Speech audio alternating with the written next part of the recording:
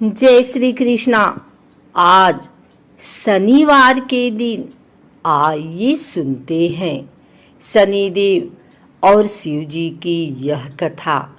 शनिदेव को न्याय का देवता कहा जाता है, मगर चूंकि इनके स्वभाव धार्मिक शास्त्रों में काफी क्रूर बताया गया है, इसलिए हर कोई इनसे डरता है। इतना ही नहीं, सनातन धर्म के शास्त्रों में इनसे जुड़ी कई पौराणिक कथाएं पढ़ने को मिलती हैं, जिससे इनके क्रोध का अनुमान बहुत आसानी से लग जाता है। आज हम आपको शनि देव से जुड़ी एक ऐसी ही पौराणिक कथा सुनाने जा रहे हैं, जिसके अनुसार भगवान शिव ने उनके आगे हार मान ली थी। धार्मिक ग्रंथों में वर्णित कथा के अनुसार प्राचीन समय में एक बार शनिदेव भगवान शंकर के धाम हिमालय पहुँचे। शास्त्रों के अनुसार न्याय के देवता शनि के गुरु भगवान शंकर हैं। अपने गुरु को प्रणाम करके, हे भगवान शिव, कल मैं आपकी राशि में आने वाला हूँ, अर्थात मेरी दृष्टि कल आप पर पड़ने वाली है। इतना सुनते ही भगवान शंकर हतप्रभ रह गए और बोले, हे शनिदेव, आप कितने समय तक अपनी वक्र दृष्टि मुझ पर रखेंगे? इसके उत्तर में शनिदेव बोले, हे नाथ, कल सवा प्रहर के लिए आपके ऊपर मेरी वक्र दृष्टि रहेगी। जिसके बाद भगवान शंकर चिंतित हो गए और उनकी दृष्टि से बचने के लिए उपाय सोचने लगे। बहुत सोच विचार करने के बाद शिव जी अगले दिन मृत्युलोक चले गए। इतना ही नहीं, शनिदेव की दृष्टि से बचने के लिए शिव जी ने एक हाथी का रूप धारण कर लिया और सवा प्रहर तक उन्होंने यही रूप धारण किया रखा।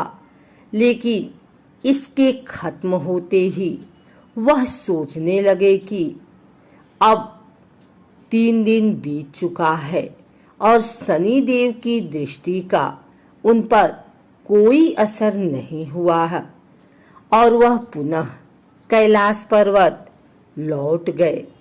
परंतु जैसे ही भगवान शंकर कैलाश पहुँचे, उन्होंने शनिदेव को वहीं पाया। शनिदेव ने हाथ जोड़कर अपने गुरु भगवान शंकर को प्रणाम किया। भगवान शंकर प्रणाम का आशीर्वाद देते हुए बोले, आपकी दृष्टि का मुझ पर कोई असर नहीं हुआ। मगर शनिदेव ये सुनकर बोले कि हे नाथ, मेरी दृष्टि से न तो देव बच सकते हैं और न ही दानव, यहाँ तक कि आप भी मेरी दृष्टि से बच नहीं पाए। शनिदेव की यह बात सुनकर भगवान शंकर हैरान हो गए और पूछा, कैसे?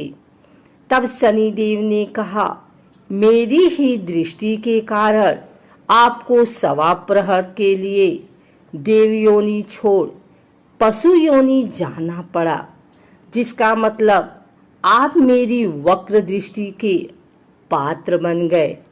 भगवान शंकर अपने शिष्य शनिदेव की न्याय प्रियता को देखकर प्रसन्न हो गए और शनिदेव को हृदय से लगाया और आशीर्वाद दिया। एक और कथा के अनुसार कश्यप मुनि के वंशज भगवान सूर्य नारायण की पत्नी सवर्णा या छाया की कठोर तपस्या से ज्येष्ठ मास की अमावस्या को शनि का जन्म हुआ। माता ने शंकर जी की कठोर तपस्या की तेज गर्मी व धूप के कारण माता के गर्भ में स्थित शनि का वर्ण काला हो गया, पर इस तप ने बालक शनि को अद्भुत व अपार शक्ति से युक्त कर दिया। एक बार जब भगवान सूर्य पत्नी छाया से मिलने गए, तब शनि ने उनके तेज के कारण अपने नेत्र बंद कर लिए। सूर्य ने अपनी दिव्य दृष्टि से इसे देखा व पाया कि उनका पुत्र तो काला है, जो उनका नहीं हो सकता। सूर्य ने छाया से अपना यह संदेह व्यक्त भी कर दिया। इस कारण शनि के मन में अपने पिता के प्रति शत्रुवत भाव पैदा हो गए।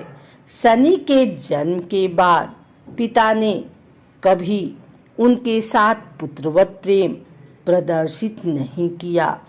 इस पर शनि ने भगवान शिव की कठोर तपस्या कर उन्हें प्रसन्न किया। जब भगवान शिव ने उनसे वरदान मांगने को कहा, तो शनि ने कहा कि पिता सूर्य ने मेरी माता का अनादर कर उसे प्रताड़ित किया है। मेरी माता हमेशा अपमानित व पराजित होती रही, इसलिए आप मुझे सूर्य से अधिक शक्तिशाली व पूज्य होने का वरदान दें। तब भगवान आशुतोष ने वर दिया कि तुम 9 ग्रहों में श्रेष्ठ स्थान पाने के साथ ही सर्वोच्च न्यायाधीश व दंडाधिकारी बनोगे। साधारण मानव तो क्या, देवता, असुर, सिद्ध, विद्याधर, गंधर्व व नाग सभी तुम्हारे नाम से भयभीत होंगे।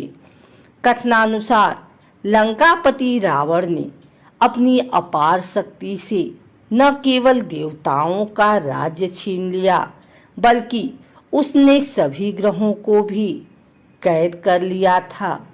जब मेघनाद का जन्म होने वाला था, तब रावण ने सभी ग्रहों को उनकी उच्च राशि में स्थापित होने का आदेश दिया। उसके भय से ग्रस्त ग्रहों को भविष्य में घटने वाली घटनाओं को लेकर बड़ी चिंता सताने लगी। पर मेघनाद के जन्म के ठीक पहले शनिदेव ने अपने